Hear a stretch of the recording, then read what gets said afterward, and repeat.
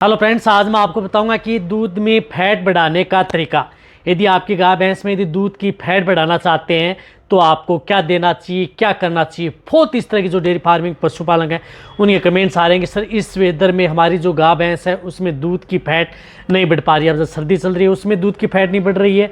चाहे आपके पशु में चाहे सर्दी हो, चाहे गर्मी हो, चाहे बारिश हो, सभी में आपको मैं जो बताऊँगा वह यदि आप तरीका आप अपने पशुओं में अपना लेंगे तो आप आसानी से अपने पशु में दूध की फैट बढ़ा सकते हैं। दूध की फैट क्यों नहीं बढ़ रही, आपको क्या देना चाहिए, क्या खिलाना चाहिए, जिससे कि आप आसानी से जिन पशुओं में फैट नहीं बढ़ रही है आसानी से बढ़ा सकते हैं, बिना किसी साइड इफेक्ट के, बिना किसी नुकसान के।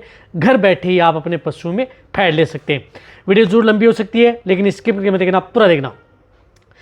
इस चैनल पर भी नए आए या पहली बार जुड़े हैं तो पहली बार चैनल को आप सब्सक्राइब कर लें, साथ में बेल आइकन ऑल बड़ा ऑप्शन दबाएं। आपको पता है कि चैनल पर सही जानकारी के साथ वीडियो दी जाती है। आते ही आप लाइक कर दिया करें और दोस्तों के साथ इस चैनल की वीडियो ज़रूर शेयर किया करें ताकि उन्हें भी प्रॉपर नॉलेज देखने को मिले। देखो, दूध की फैट, आप जब तक यदि आप अपने पशु में दूध की फैट नहीं बढ़ेगी तो जो पशुपालक हैं उनको बेनिफिट नहीं होगा। यदि वह दूध बेचेंगे तो जितना उनको बेनिफिट लेना चाहिए उतना बेनिफिट नहीं होगा।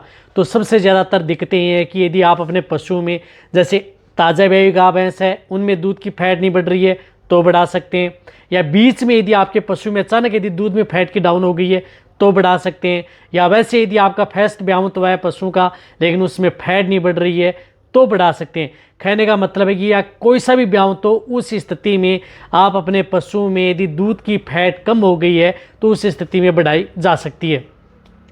एक तो मैं बताऊंगा कि आप अपने पशु को जो भी यदि आप खिला रहे हैं उसको आपको ध्यान में रखना है। ऐसा नहीं है कि सर्दियों में आप एक ही तरह का चारा आप अपने पशु को खिलाएं।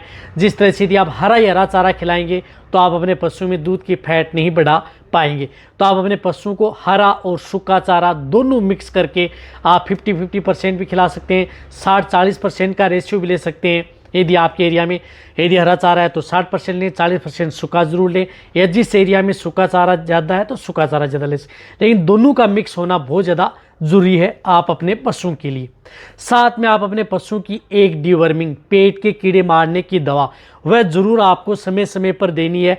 हर 3 महीने में, जिन पशु में दूध में फैट नहीं बढ़ रही है तो आप हर 2 से 3 महीने के अंदर आप उन्हें पेट के कीड़े मारने की दवा दे सकते हैं। कोई सी भी दे सकते हैं आप, जिस तरह से मैं उदाहरण के तौर पर बताऊं, जिस प्रकार से आइटेक आती है, जो आयरमेक्टिन साल्ट की आती है, ये चाहे आपका पशु प्रेग्नेंट हो, नॉन हो, सभी तरह के पशु में आप इस टेबलेट का उपयोग कर सकते हैं, जो सभी तरह के वर्म्स हैं उनको किल करने का ये काम करती है। तो आप इस टेबलेट से भी आप अपने पशु की डिवर्मिंग कराई जा सकती है, जो कि बहुत अच्छा रिजल्ट आपके पशु में देती है। तो ये एक टेबलेट आप उन पशुओं को सुबह सुबह खाली पेट आप अपने पशु को ये दे दें।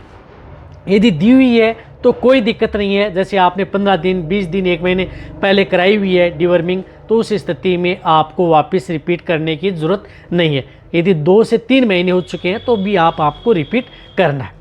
ये दे दिया, बहुत अच्छी बात है। अब आपको ध्यान में रखना है आप अपने पशुओं का खान पान। अब खान पान में क्या करते हैं कि आप अपने पशु को अच्छा दाना मिश्रण भी देते हैं, अच्छा फीड सप्लीमेंट भी दे रहे हैं, लेकिन आप उनके साथ आप ऐड करना है, यदि दाना मिश्रण दे रहे हैं उनके साथ आपको एक तो खली उपयोग करनी है, सरसों की खली और बिनोला की खल, ये दोनों खल मिक्स करके आप अपने पशुओं को देनी है। यानी सरसों की भी खल और बिनोला की भी खल, इनको आपको 2 से 4 घंटे पहले आप भिगो लेना है।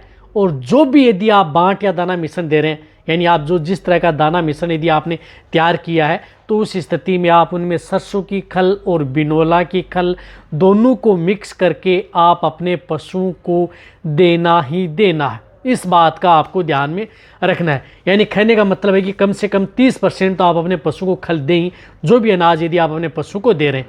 तो जिस प्रकार से 5 किलो अनाज यदि आप अपने पशु को दे रहे हैं तो उस स्थिति में आप उनको 1.5 से 2 किलो खल का उपयोग उनके अंदर आपको ज़रूर करवाना चाहिए। तो दोनों खल आप मिक्स कराएंगे तो आप अपने पशु में फैट आप आसानी से बढ़ा सकते हैं, दूध की मात्रा भी बढ़ा सकते हैं, दूध को आप गाढ़ा कर सकते हैं बहुत अच्छा रिजल्ट देगा।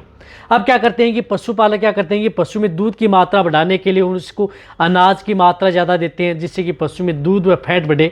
तो दिक्कत क्या हो जाती है कि उस स्थिति में पशुओं की कई बार क्या होता है कि रूमन की पीएच है वह डाउन हो जाती है, डाउन रहती है, तब आप अपने पशुओं में दूध की फैट नहीं ले सकते।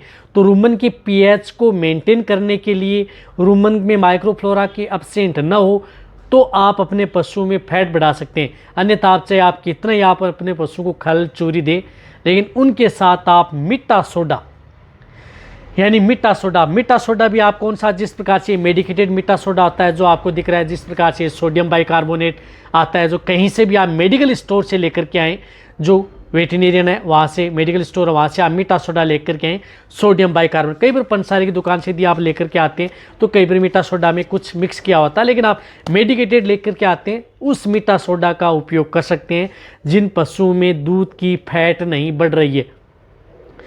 तो आप 50 ग्राम मीठा सोडा आप जो भी खलिया चूरी दे रहे हैं उनके साथ पर डे आप अपने पशुओं को 50 ग्राम मीठा सोडा आप अपने पशुओं को दें।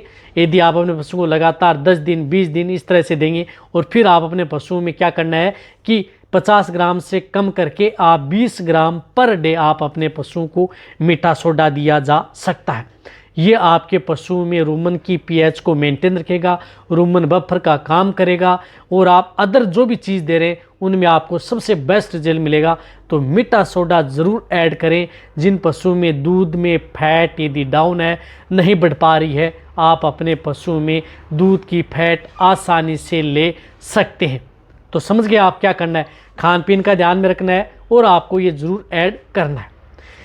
इनके साथ साथ मैं आपको एक ऐसा पाउडर बता रहा हूँ, उस पाउडर का भी आपको ऐड करना है यदि आपके पशु में अच्छा रिजल्ट लेना है। तो उस पाउडर के लिए जिस प्रकार से कारगिल का आता है ग्लेक्सोट पाउडर, यानी ग्लेक्सोट पाउडर जो आपको स्क्रीन के ऊपर दिख रहा है, इतना महंगा आता नहीं है, बहुत अच्छा रिजल्ट आपके पशु में देता है।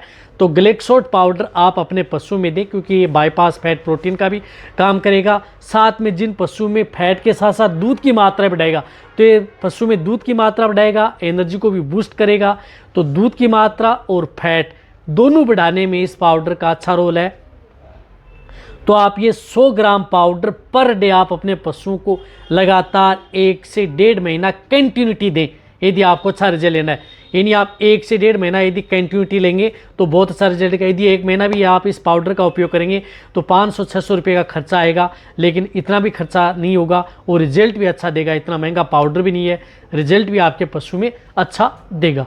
तो आप ये ग्लेक्सोट पाउडर जो कारगिल का कहीं पर भी मिल जाएगा, ये दूध की मात्रा बढ़ाएगा, फैट भी बढ़ाएगा, और रही बात यदि आपका पशु प्रेग्नेंट या भी हो चुके हैं तो उनके लिए भी सेफ रहेगा।